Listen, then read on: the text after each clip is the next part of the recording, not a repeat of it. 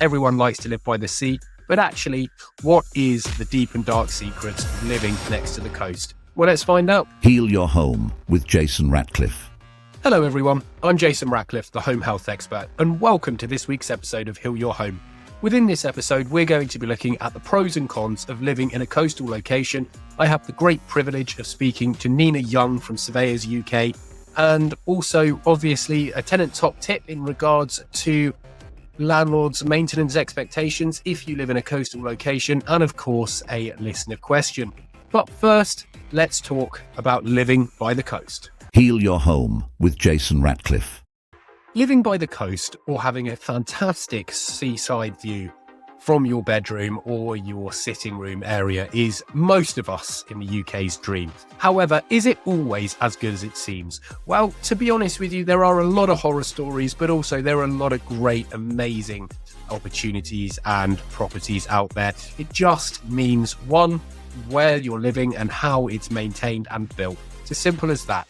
Homes that live by the sea or homes that are located by the sea, yes, they will have more maintenance issues because obviously you're going to have all those harsh winds, you're going to have wind-driven rain, lots of solar glare and thermal fluctuations, so you'll get beaming hot sunshine followed very quickly by wind chill and wind going across the external facade, which can drastically change the thermal temperature or the temperature of the external render or cladding or whatever it may be.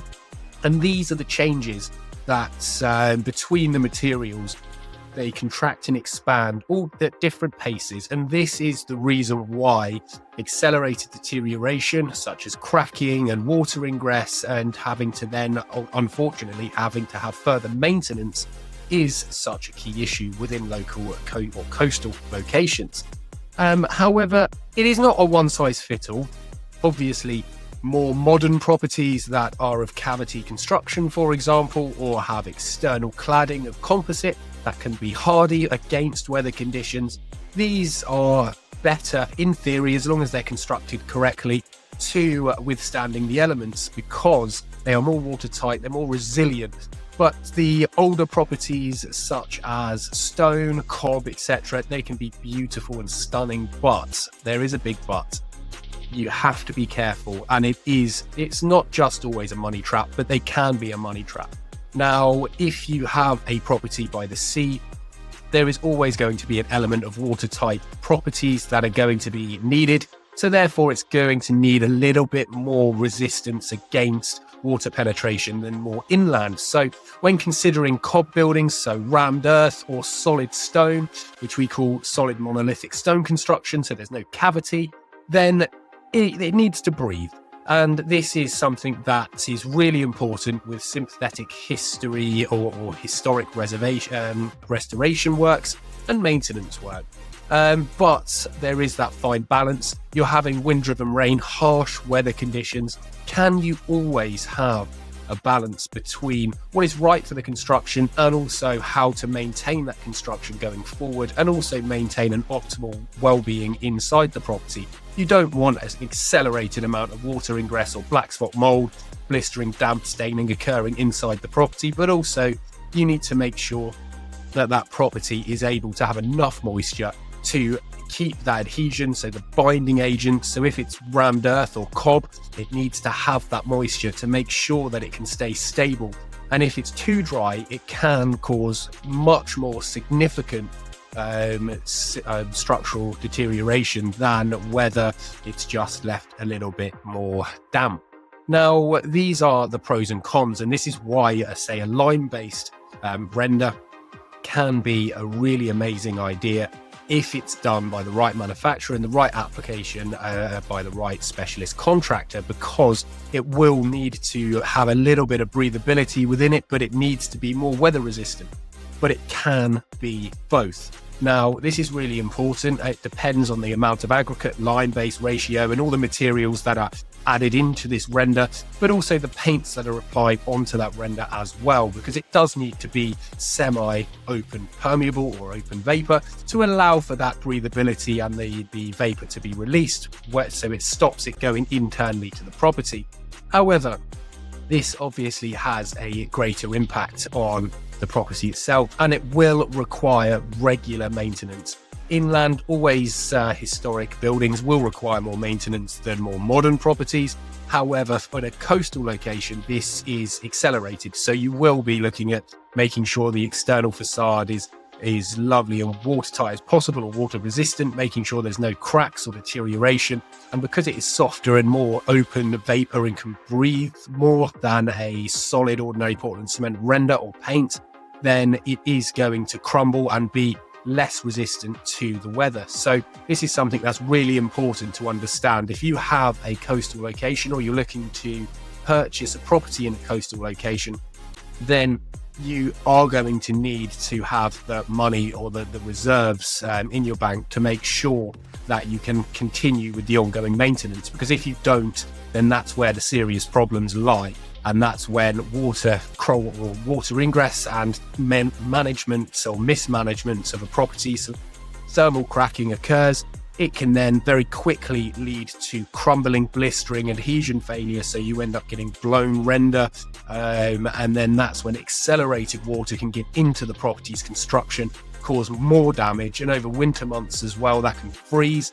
And as water turns solid, so into ice, that can then increase in volume and cause further fracturing and structural deterioration. So it's really important to make sure you're on top of these things. You're not afraid to keep an eye on it and make sure your property is in a great condition. It is also not a good idea to have, say, composite cladding or any kind of cladding, for example, on cob or solid monolithic stone construction, if it needs to have some form of breathability and moisture retainability. So if that needs some moisture within the construction, you cannot completely repel water. So therefore, some contractors that may not understand this conception or this idea of how a older building may function may offer these as a type of remedy for waterproofing. And they're not wrong in the sense of waterproofing, because yes, it will make the property more watertight, but it's the other parts of the property that require that moisture, which will suffer. So actually you're putting your property in a potentially a worse case situation than if you just didn't worry about it in the first place. But also, a lot of painter and decorators may come along with, say, weather shield or completely closed cell non-open vapor paints.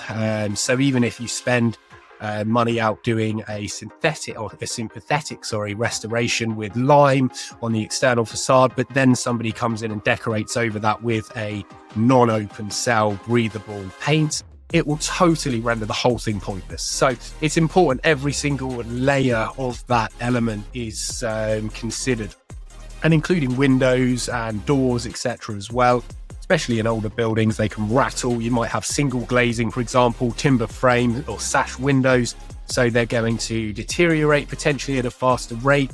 The paint might start peeling and allow that timber to have exposure to the elements, which can then accelerate any potential dry rot and things like that. So again, for windows and doors, it's really important to make sure they're sanded down, they're painted, they're decorated correctly, you have adequate draft strips in place, so they're not rattling around and allowing a huge amount of airflow through the property, which can then obviously reduce the thermal efficiency and general comfort.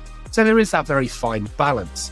And also then going to chimneys, for example. Now, chimneys are another great thing which requires maintenance regularly, especially in a coastal location. Now, older properties may have exposed brick, and exposed brick tends to be the construction type that is seen to deteriorate or allow water to ingress more vigorously, because the external glazing is the only bit that is actually watertight. Now, over time, that will deteriorate, and it then causes the more porous clay internally, so the brickwork, to actually then become the outside exposed to the elements. So as that water then can go in and get absorbed into the construction, it then over especially winter months can cause again that freezing. So it expands, and as it expands, it can pop up the front of the brickwork, which is called spooling.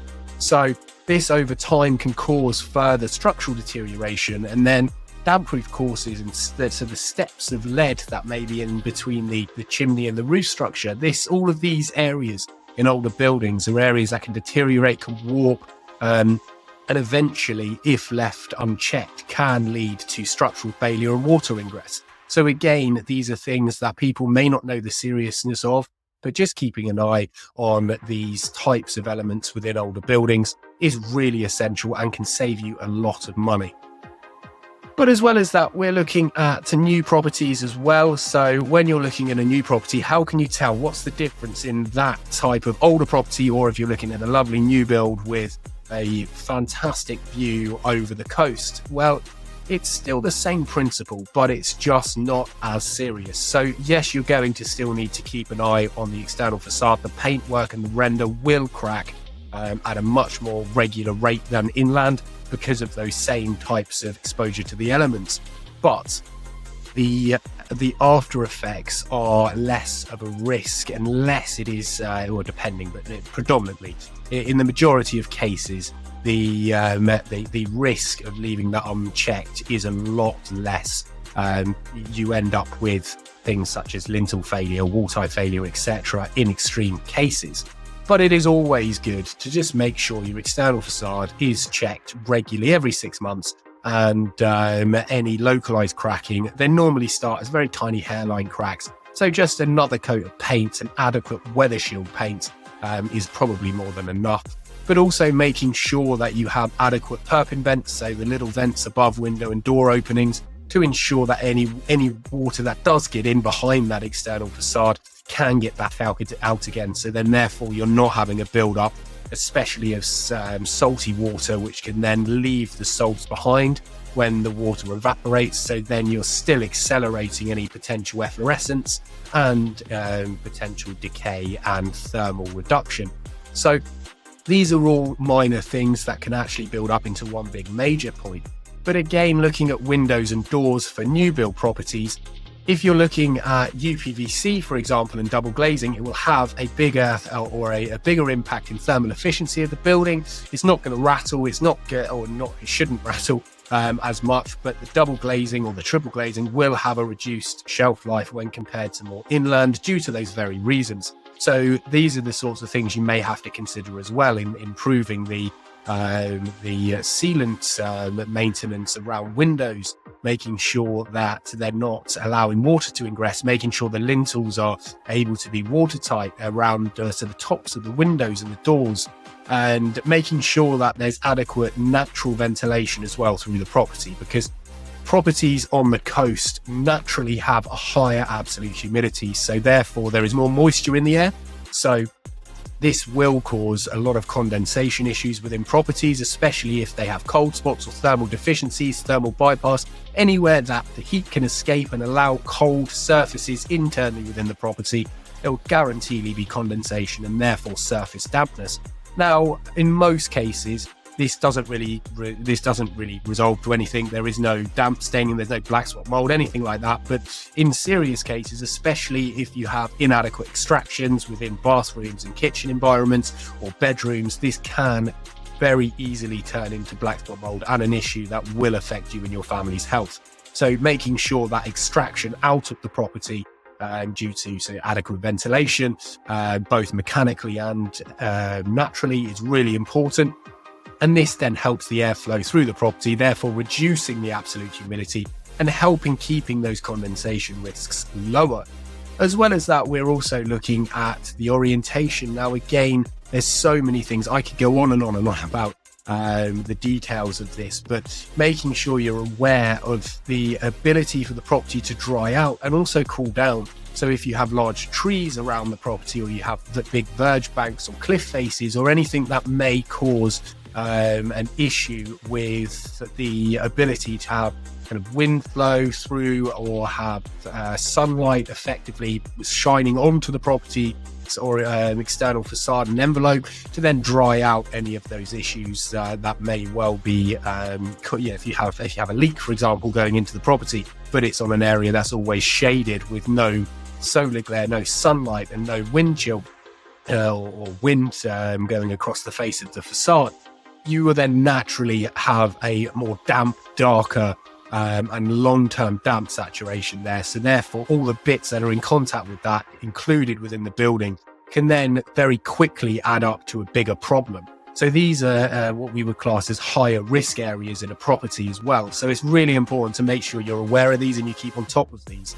And so these are just some top ideas, top kind of topics in relation to this. And just to make you aware that not every property is a horror story. There are so many out there that are fantastic and they have been built amazingly, but every single property on the coast will require more maintenance than inland. Heal your home with Jason Ratcliffe. I've had the great privilege on this week's episode of Heal Your Home to speak to Nini Young, who is the owner and the creator and the thought behind Surveyors UK. Here's what she has to say. So, initially, welcome to the show, Nina, and welcome, and thank you so much for taking your time out of your very busy diary. No, thank you very much. I appreciate you also inviting me on. Yeah, I'm looking forward to our conversation. Yeah, fantastic. And I mean, obviously the show is very much about where the general public, whether they're tenants, homeowners, landlords, whatever it may be, where they can go for advice if need be, and obviously raising awareness of issues related to health, well-being, whether that's finance, physical, mental health, environmental health, and part of that, I think, which is really awesome what you do and what you're creating, is, I suppose, almost a central safe haven hub, a trustworthy hub of information and guidance, isn't it, that people can kind of go to. So as a bit of a kind of introduction, it's all very well me sitting here praising you, but why don't you do it yourself, because it's amazing. Yeah, sure, Jason. Yeah, no problem. It's exactly that. I think it is very much what we're looking to do is address one of a number of challenges out there with regards to surveying and the surveying profession, and one of those is helping provide information in an impartial, independent way for the public on surveying and across the board. So we don't think there is enough people that understand what surveyors do. They understand what they need from surveyors. And we want to help increase public awareness. And we're working with various organisations, various professional bodies, etc., to basically say, look, here is an impartial platform for the public. This is one element of Surveyors UK that you can go to find information. We can help connect you with surveyors or services that you need, but we're giving you the information that you need. And it's a big project and there's a lot to do, but we are very passionate about the area, and I think the public needs to know what surveyors do and how they can help them. Fantastic, and quite rightly so. What do surveyors do? Yeah, exactly, and that's the thing. And we work, typically, I think a member of the public, if you ask them what surveyor is, or do you know surveyor, they tend to only really relate to if they've bought a property where they've had to instruct at some point a surveyor, or they've been in a buying chain or something like that. But 9 times out of 10, if you then talk about other types of surveyor, such as quantity surveyors, commercial surveyors, project manager surveyors, marine surveyors, people won't know. But going back to the property surveys, if that's just one element. Residential surveys is just one part of the whole scope of building surveying. And it's understanding that I think most people will only really know that element of it. We also don't get to know enough of what surveyors do when you look at careers and, you're at school. You don't get taught it. And so I think people grow up and only when they go maybe to buy property at some point, that's when they go, oh, apparently I need a surveyor.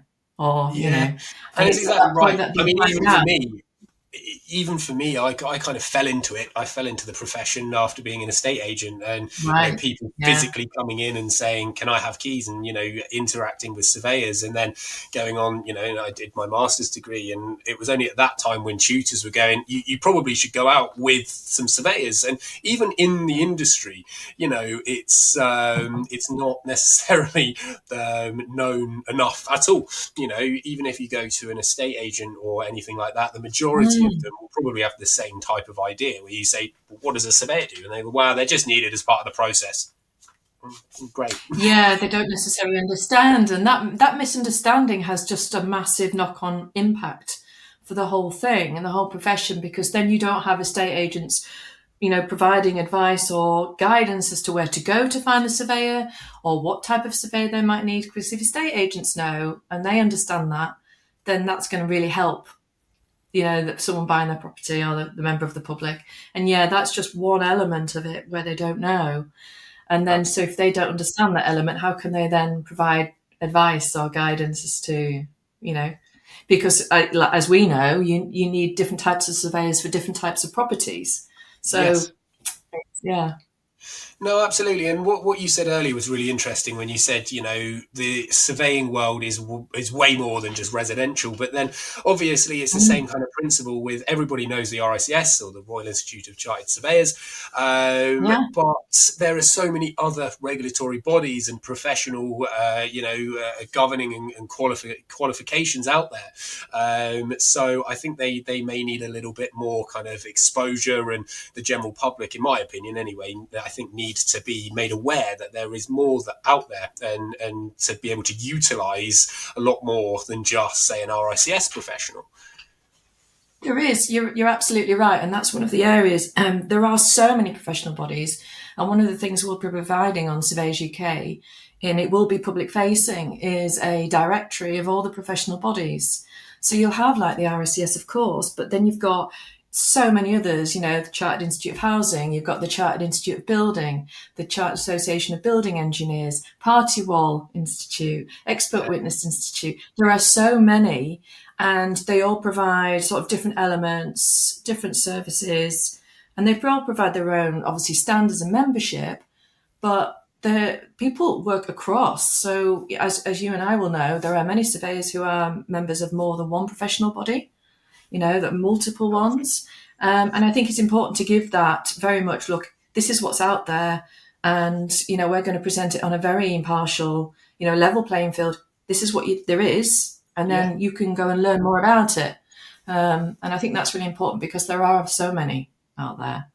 Oh, 100%. And I think that's the beauty of having this podcast and chats with, amazing people like yourself as well, is being able to then give that to the public, because it is impartial. We're not saying one's better than the other, but it is important to know there are loads of options out there, and really do your research. But as well as that, I think with the home health expert and the Heal Your Home podcast as well, it's very much looking at, look, it's not just about the sales process. You and your family spend so much time in your home, and it's not just the obvious physical things that, is it comfortable? Are you relaxed? It's everything. It's, are you are you breathing in things that may cause you issues? Are you, sitting in a damp environment? Is it affecting your finances? You may not know, but, over 10, 20, 30 years as an occupant, it can cost you literally an arm and a leg, and people may not realise. So sort of having somebody like yourself and your platform there is really important for that. So, because you can then be that introduction to be able to say, look, cool, It I is. have an issue, where do I go? That's really important. That's a really good word, actually, introduction. This is really what we're doing. We're going, look, we're basically showcasing and promoting and help sharing what is out there in surveying, and come along, and then you can make an informed decision, and we can help introduce you and connect you to surveying expertise, what that might be. I mean, it can be, like you say, it can be just one simple thing, like you've got a damp problem, you've got your drains are backing up, but you might need different types of survey for that. You might need a damp surveying expert who just come and look at that and do more, lift up the floorboards, doing more, really investigate the problem. Or you could have your backing up drains. You need a CCTV drain survey. And it's kind of understanding that there are experts also in certain areas. So, for certain things that aren't just when you buy property, there can be just an issue with the house. You've got a crack in the wall. What's that? But where do you go to find that information? Absolutely. And I think as well, it's raising that awareness before it costs too much, in the sense of kind of financial and mentally. because so many issues, especially kind of going on site and seeing these firsthand, is obviously a small simple crack or a blocked drain is just that initially, and then if it's Yeah. left and you're not aware of, first off, you're not aware of spotting it, but then also you're not aware of what can happen afterwards. Something that might be Mm. a few £100, or just getting a ladder and clearing something up, which is not going to cost you anything at all. It can then end up costing thousands, because it causes a massive kind of cascade of issues. So raising that Yeah. awareness of actually just looking around your house, it sounds so simple. It's just a bit of common sense. If something doesn't look right, ask about it. Yeah, and as you're an expert in it, you have that keen eye for detail. I mean, surveyors are known for just being able to spot things that no one else would see, and it's they have that attention to detail and that ability to see an issue and then investigate and trace back where it's coming from. But like you say, so many things get left unchecked, don't they? Like block gutters, very typical cause of damp, because the water starts running down the side of the wall, and it runs down the side of the wall can be for years. And Yeah. then, and it's one of those things, well, some people would typically think, oh, damp, do I need a damp proof course? And it's like, actually, no, you just need to Yeah. sort the gutters out and let the Yeah, property dry out. And absolutely. it's those kind of things that, and things that you do, and what we're trying to do is help share this information. Go, what are the misconceptions? What are the basic things to look out for? And helping that impartial advice. Yeah, and also it doesn't have to. I think there's a misconception as well, is surveyors have to cost a lot of money. Yeah. There's a lot of help out there that is affordable, and it's getting that kind of information and guidance across to people, because I think it's that almost the I don't have the ability or the voice to kind of say, if you're a tenant, for example, you may not think, well, Mm. is relevant to me. Why would I have the right to get a professional in to see what's going on, or a leaseholder or anything Yeah. like that? And I think that's really important as well, is the fact everyone has a voice, everyone has the right to be able to live in a safe environment. So being able to kind of just pick up the phone or drop an email to someone and say, look, I don't think this is right, can you help me? Is Yeah. something that is Yeah. not known anywhere near enough at the moment, in my opinion. Yeah, it's providing that space as well, like with the work that you do, and like you say, that impartial advice and that guidance, and like you say, it doesn't have to cost the earth. And what we're really very sort of our focus is with all the public side of Surveyors UK is that we will provide advice that is not tied to any commercial gain. So we'll have areas of the site which talks about, some of the misunderstandings, evaluation is not a survey, but we're then not going to go, now sign up and get a surveyor. It's really going to be independent. It's not going to be geared towards monetary on that side, because it's very important that, because there is a lot of biased information out there Yeah. that people will be sent down one path. This isn't going to be biased, or that public information. It's like, this is it. This is fact. Here is, you can find surveyors, but it's a decision. Now you have information. You can make that choice, not Absolutely. go Yeah. here, you'll save thousands of pounds on a survey, sign up here. And it's not going to be, Yeah. as we well know. Yeah, exactly. And I think that cutting that kind of the smoke and mirrors type game as well is so important, because Yeah. it's so easy to kind of say, oh, you, like, for example, go back to the block gutters type thing. If you go, okay, well, I know I need a roofer in, for example, because there's an issue up top somewhere to do with a roof or something Yeah. up there.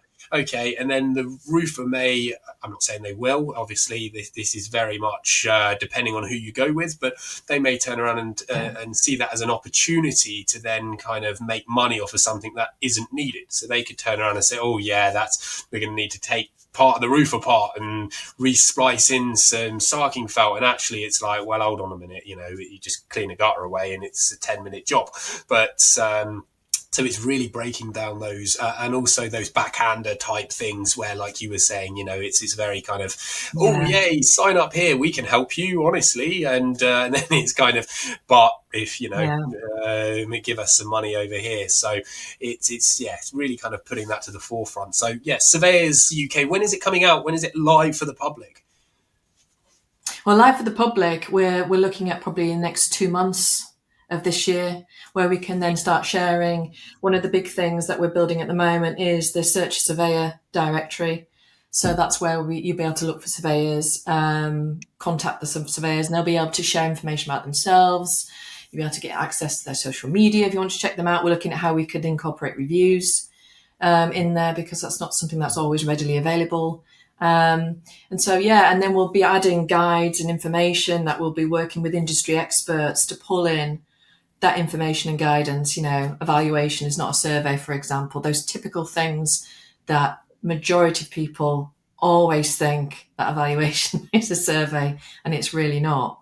And that's quite a dangerous thing, I think. And it's that assumption. Someone comes, as we know, valuers don't necessarily come to the properties these days. No. But the assumption is your house is fine because a valuer's been. And it's like they're there for what, 15 minutes? Yeah, absolutely. Yeah. But that's a really interesting point you've picked up on there. And it's and there's so many times I go into properties and they say, well, I don't know why you're here. I've already had a valuation done. And it's exactly that. So what in really simple terms, what's the difference then for people that may not know in regards to what is a valuation and what is a survey and why are they different? Well, evaluation is basically the surveyors working on behalf of the banks. So with regards to securing a mortgage, they want to go and value that property and make sure that the amount that they're lending is, it's a worthy investment, and looking at the risk exposure of that. So it's the bank's interest to send out the valuer and go, is that asset worth what it is? Are we willing to lend on it? That's what the valuer is doing. Yes, of course, as part of the valuation, they will briefly look at maybe any significant issues that could affect the valuation. Subsidence being a big one. Spray foam in the loft, but they don't always look in the loft a lot of the time. So that's valuation. Whereas a survey is on behalf of the client, is on behalf of you. You're purchasing that property and you want assurance and information as to whether you want to buy that property and you want to invest your money in that property. And is it worth, is there any hidden issues?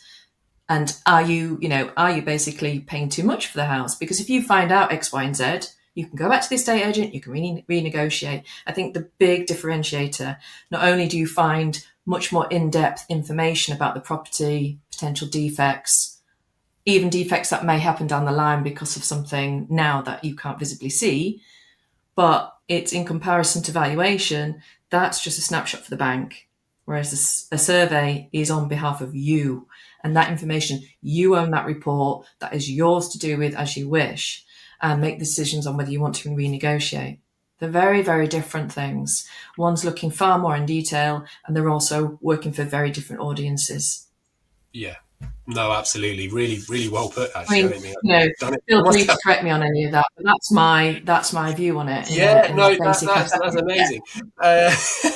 And I think as well, we all know that the RICS, so the level 1, level 2, level 3, home buyer surveys or home condition reports are the go-to, I suppose, in the industry. But they're not the only ones out there. You have a platform of surveyors that don't even use it for many reasons, but also I think from my experience, correct me if you think differently, but it's also cost as well, because there are some people that choose not to opt out of these things because they cost money, and then not only that, but then obviously that then has to ripple down to their clients, so the buyers. So therefore it bumps the cost up. So it's very careful kind of understanding, making sure you still have obviously a credible, recognised surveyor who can do the job, but also, the reasoning behind their costings, because you may be able to get a cheaper survey per se,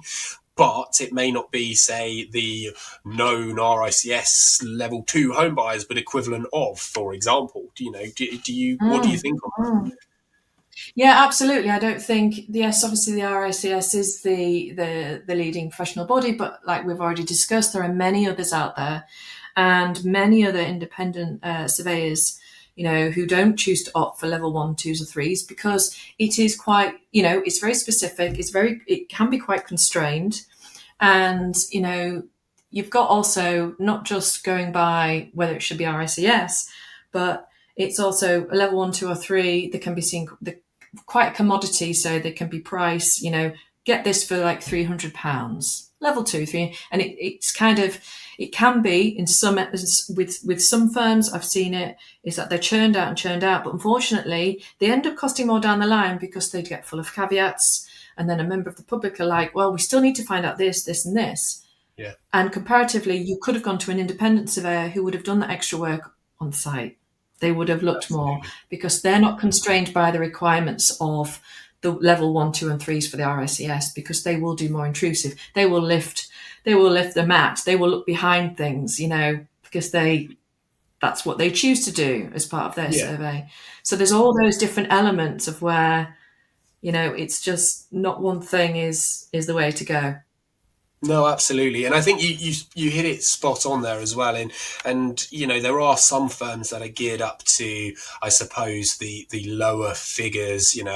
£300, and you get your report in 24 hours, and it's amazing.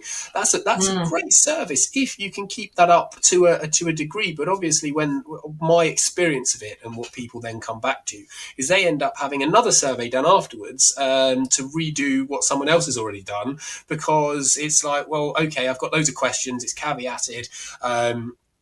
Can I speak to the surveyor, for example? Well, no, because to make it viable for them to be in business, they need to be out on the road, probably rushing through surveys. And well, no, you can't speak to them. You can speak to somebody else.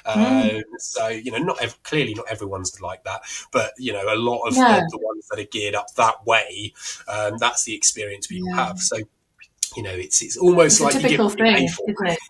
Yeah. That's it. I mean, buy cheap, buy twice is one of my mottos, and throughout life. And it is when it comes down to the caveats. It's one of the things I hear a lot of people that have instructed a survey, and the negative opinions is it's not worth it because I then have to do this, this, this, and this. And it's like, well, if you paid a bit more, but then how do you know? How do you know as a member of public that because of the guidance out there, it's not members of public fault. It's down to education and awareness and knowing what you need to buy. And unfortunately, it's difficult. It is. And I think that the main thing is exactly that. It's the knowledge of the public. And from my experience, when you're speaking to people and you're quoting people, etc., they've been in, for example, and their estate agent or solicitor says, you need to go and get a RICS home buyers, or you need to go and get a level 2 survey, or whatever it may be. That's all they think of. And then that's the box they need to tick. So, then it's very much, well, what's the difference? You both got very shiny websites. You both look professional. You both have all this credentials and say you can do this report, but one is 500 quid's more expensive than the other. And it's like, what, and then it's from a public perspective, you're kind of thinking, well, actually, a minute, what's the difference here? And it's only after you've committed to the wrong one that, like quite rightly you said, it will end up costing you more in the long run. So yeah, I think that's difficult thing. It can be like finger in the air, can't it? It can be like finger in the air, and it's also providing that extra guidance, which I think is an important part that we want to do. It's regards to, so how do you then, what questions do you need to consider and ask when you're choosing a surveyor?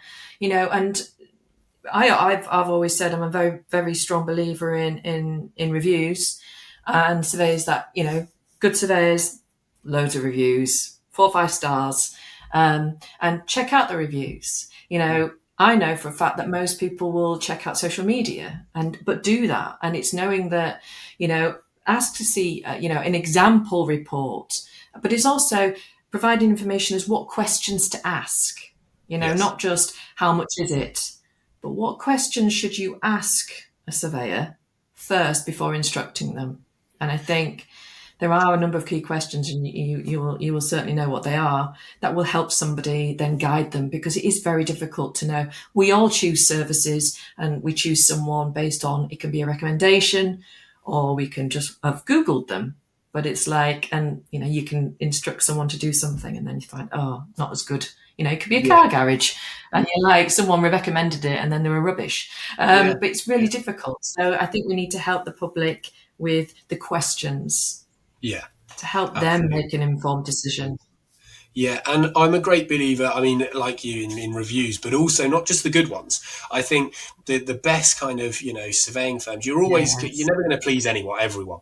And there are always going to be No, those, never. 1, 2, 3 star reviews. But it interests me looking at those. I go straight to those because, as long as they're not, I think those are the things that can differentiate between a really good surveyor and maybe one that's not so good, because you're not going to please everybody all the time. Things may go wrong, but it's how you deal with that. And I think that's the safety net for people, the general public. If you're going to entrust in a surveyor, and hopefully 99% of these clients are really happy, lovely, 5 star. But what happens if it goes wrong? Where are they just going to fob you off and Yeah, go, no, sorry, we good can't help point. you, we've done it, see you later? Or are they going to actually care about it and go, well, no, let's sit down, let's resolve this, how can we make this better for you? Mm. Yeah, and a good way of checking that is going to those negative reviews, and there's always the opportunity to reply. And if they are replying to reviews, which a lot maybe don't, that to me is a really good sign because they really care. Then they're not just the reviews. Ones where there's negative, where I've seen surveyors reply to that with an explanation or a follow up or some kind of acknowledgement, that is a Mm, big tick because they're very open. They're very open to things, And I think absolutely. if you see that, that's really good sign. Yeah, and put you on the spot a little bit here with the with the type of questions. Well, what for people that are going, okay, great, we need to know these questions. What kind of questions would you be asking a surveyor before kind of instructing them? I think one of the things is, especially with like residential surveys, is their understanding of the local area. I think, for example, if you're buying, I mean, this can be in different scenarios, even when you live somewhere locally, but if you're moving to a new area, you want to get an understanding from that surveyor how much they know. I'd be asking those kind of questions. How long have they been established in that area? I mean, some people don't necessarily like to ask that question, but I would be. Do you know this? Do you know anything about the local schools in the area? What about, this can be really important to people that are relocating.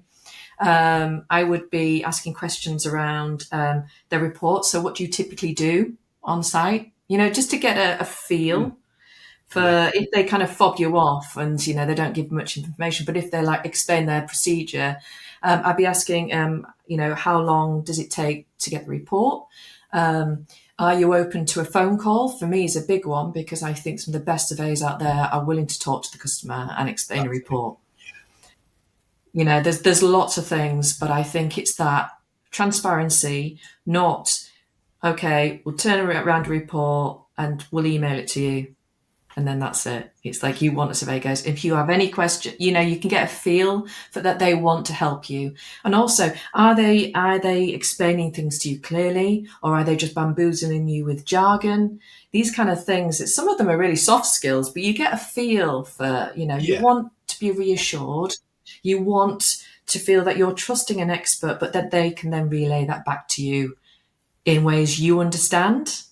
absolutely. I think, yeah, there are lots, but that's some things that come to mind. Fantastic. And yeah, that's amazing, to be honest with you. That's really, really good. And they're the ones that I enjoy answering, and it's like, cool, yeah, because it's your passion. That's it. And you have a chance to geek out on these things. Yeah, I do anyway, massive geek. yeah, But yeah, yeah, yeah. exactly. But no, thank you so much for taking the time out today. It's an absolute privilege to be speaking to you. Love it to bits. Is there anything before we end our chat that you kind of want to get across, or cover? I think, no, well, first and foremost, thank you very much. I've really enjoyed our chat today. Really appreciate you inviting me on, Jason. I think, yeah, the only thing is for the public to look out for Surveyors UK. Obviously, like I've said, we're going to start rolling out a lot more of the public side in the next couple of months. But yeah, we're very open to questions as well. So if anybody ever wants to get in touch with us for anything, they can through the site. It doesn't just have to be surveyors, it can be conveyancers, members of the public. We're very open to feedback and interested in what people want to know. We're very much an open door. Fantastic. Well, thank you very much. And I'd love to have you on the show again once everything's going full swing for you to see how everything's going. It would be a pleasure. It'll be a pleasure. Thank you so much, Nina. I really appreciate it. And now, a listener question for Heal Your Home. For this week's episode of Heal Your Home is from Ken in Birmingham. He's actually got a holiday home in Exmouth, and he's looking at his question is, his cottage, two-bedroom cottage by the coast, has a bit of a draft issue, especially in the winter months, and his bills to heat that cottage when he's down are considerable. What are some easy, cheap ways to resolve these issues? Well, that's a really good question, and I think there's an awful lot of people out there that have the same kind of issues. To be honest with you, Ken, there are several areas of understanding of old cottages. One, they are supposed to be breezy. They're supposed to be a bit drafty, so fireplaces, etc. The windows of single glazed panes of glass, non-draft strips around doors. This is how they keep the airflow going through the property and keep any nasties in the air out and pollutants, and also help reduce the absolute humidity and dampness in a property. But yes, I agree with you. It is not nice and it's not comfortable in today's day and age. So, absolutely, we need to be able to address these issues. However, to address these issues, we also then have to put something in place to make sure that there is still some ventilation going through that property. Because if there's not, then a lot of issues with damp and build-up of air pollutants and things like that may occur in your home.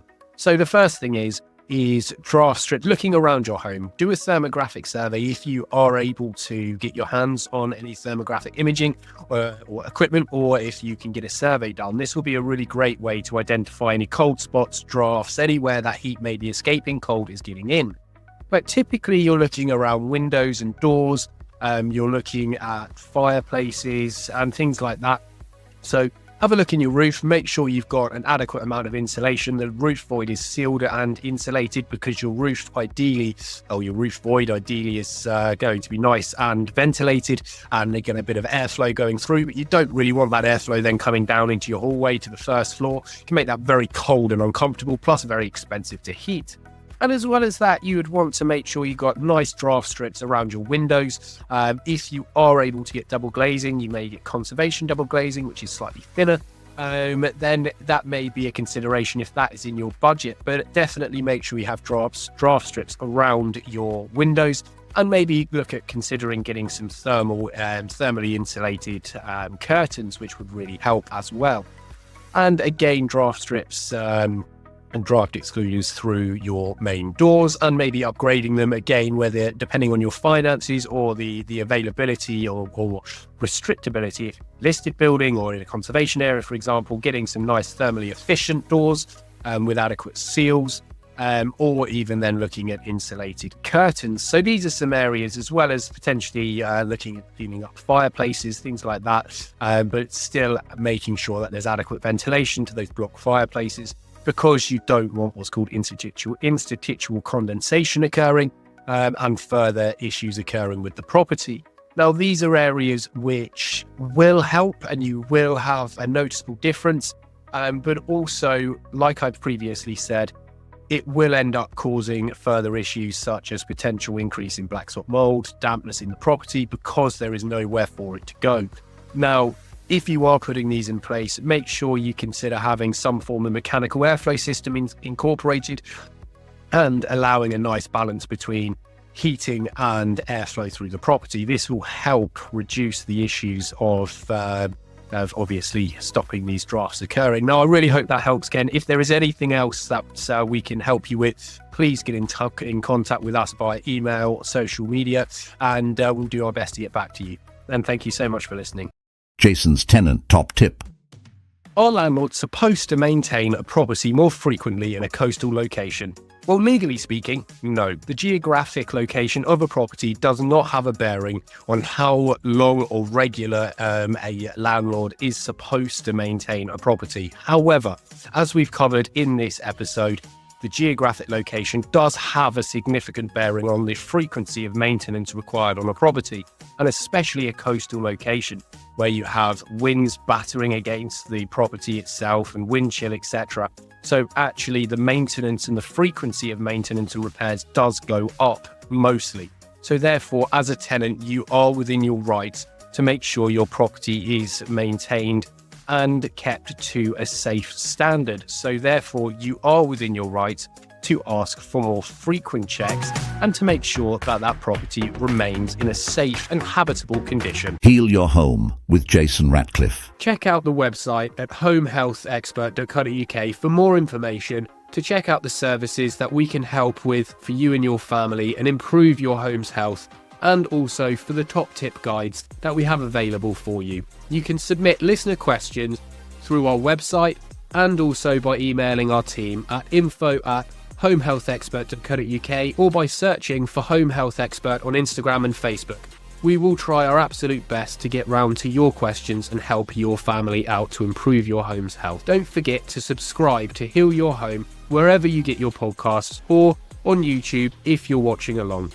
Thanks again for listening, it really does mean a lot. We could not do this without you, and in actual fact it would be completely pointless. So please send in your questions, and I look forward to you joining me in the next episode of Heal Your Home. Your health, your future, it all starts here.